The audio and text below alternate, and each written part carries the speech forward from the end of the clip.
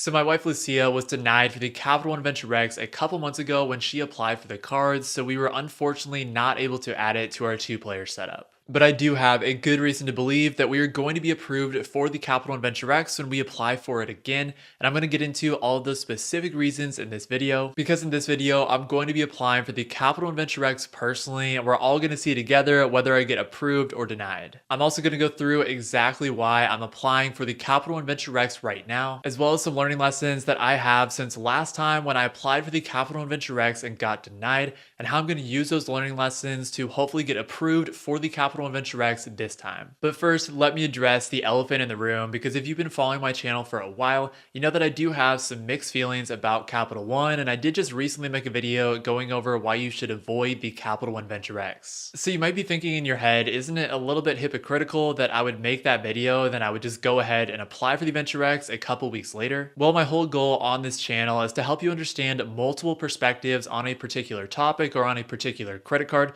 so that you can form your own personal opinions on which credit cards work best for you. So my whole goal of making that video on why you should not get the Capital One Venture Rex is simply to provide another perspective on who the Venture Rex actually might not be a good fit for. Or of course, if you were in a situation similar to myself where you had to deal with Capital One's annoying application requirements and got denied, I wanted to provide you with some other credit card alternatives that you could get instead. I still think the Capital One Venture Rex is a great card, and obviously I think that since I'm applying for this card in this video, and I'm going to get into all of those specific reasons for why I am in a second. But basically, to sum up this point, I'm always going to do my best to provide multiple perspectives on the same topic or same credit card. So I plan to make videos on why you should get certain credit cards and also videos on why you shouldn't get them. And that's even if I like a specific card or maybe even I have it myself. Because again, my whole goal is to provide different perspectives and different points of views on the same topic or on the same credit card so that you can understand based on what your own situation looks like and what your own preferences are,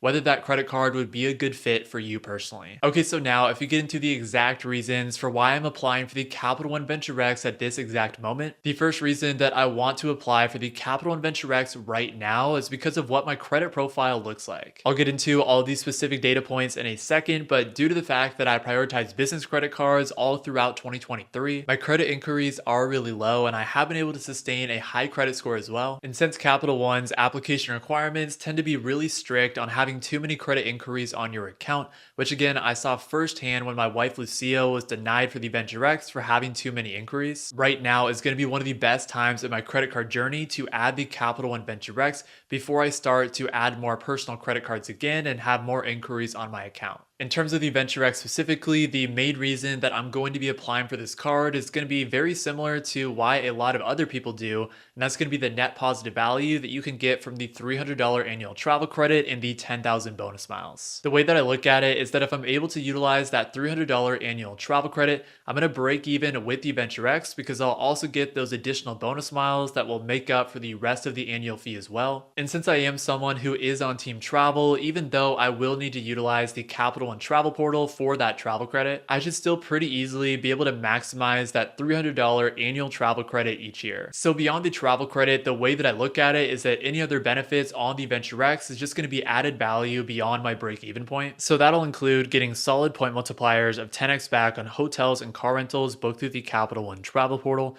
5x back on flights booked through the Capital One travel portal, and then 2x back on all other purchases. Due to that, I will have some upside in terms of those travel related point multipliers, and the Venture X can be an option for me as a catch-all credit card going forward. Additionally, another reason that I'm applying for the Capital One Venture X is that at some point in the future, I'd love to explore the Capital One lounge opportunities because I have heard that they are super nice, and due to the fact that you can bring in 2 additional guests with you each time that you go to a lounge, I'd be able to bring in my wife and an additional person if I wanted to as well. I do love DC. I think it's probably my favorite city in the US, so I would love to go back there sometime in the next year or two, and that would obviously be a pretty organic way to go to one of the Capital One lounges. And then of course, if it makes sense on a connecting flight or a layover, I'd love to build in a stop at another Capital One lounge location as well. Beyond that, I'd love to explore the Capital One Premier Hotel Collection and some of the other perks as well. But now, if we get into some of the lessons that I've learned since our last application application when we got denied for the Capital One Venture X. Honestly, I got a lot of help and guidance from the comment section, so I appreciate all of you for chiming in and giving some support. But the first learning lesson that I have and the first mistake that I made is that I wasn't using the right Capital One pre-approval tool. In the last application, I was just using the general Capital One pre-approval tool,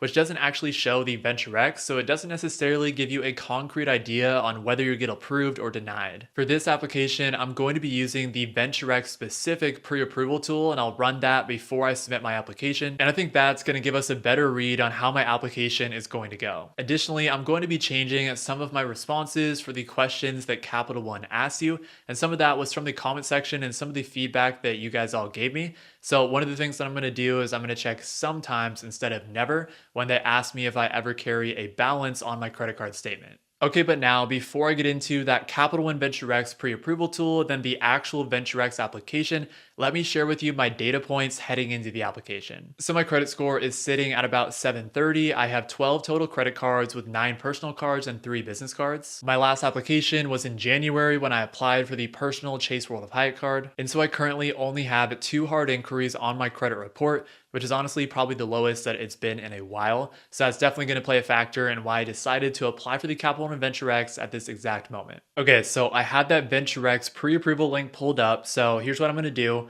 I'm going to click get started and we're going to go through some of these questions. This will probably give us a lot better sense on whether I'm actually going to get approved or denied when I actually go to that actual application.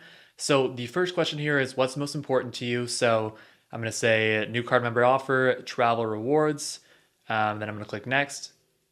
Then this next box right here is it's going to ask for my legal name. So I'm going to fill that out. Then I'll obviously move on to the next one. Okay, now it's going to ask me for my address. So I'm going to put that in as well. Okay, next up, it's just going to ask for my email and phone number to see how they're going to send me, any information that I need to know about. Okay, now it's going to ask me for my employment status. So I am employed. So I'm going to press employed here. Okay, now it's going to ask me for my total annual income. So I'm going to put that in since both my wife and I do file taxes jointly.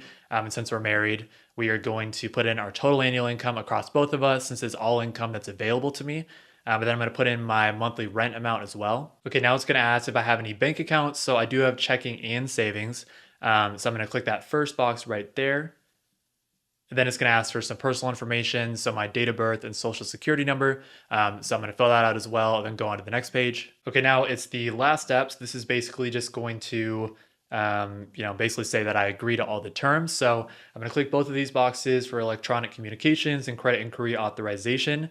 And then I'm going to see if I'm pre-approved. So I'm going to press this, see if I'm pre-approved, validating your information. This will be a good test. Okay. So like I thought, I did do this pre-approval tool a couple weeks ago and I was pre-approved. So luckily same thing exists here. I'm still pre-approved for the Venture X. So it's definitely a good sign. Again, I'm not going to count my chickens till they're hatched because obviously it didn't go as planned on the last application, but it does look pretty good for the application itself now. So I'm going to go on to the actual application page and I'll be back with you in 1 second. Okay, so I have the actual application pulled up here. So basically I'm going to go through and fill out some of this personal information to start. We're going to go through it together and I'm going to walk you through it. So be back in 1 second. I'm just going to fill out this personal information. Okay, so I'm on the next page now. And one thing that I forgot to mention as well is you always want to make sure that you have the right welcome bonus. So as you can see at this top, the Venture X, this is the welcome bonus that I'm going for. So it's the 75,000 bonus miles when you spend $4,000 or more in the first 3 months. So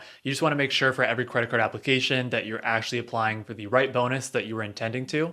But here it's just going to be some more contact info. So basically just going to be my address, my zip code, email, phone number, all that stuff. So I'm going to fill that out as well. And then I'll get back to you again in 1 second. Okay, so I just skipped on to the next page, which is going to be some of the financial information. So this is going to be where it's going to ask you for like your employment status, your annual income, your monthly rent.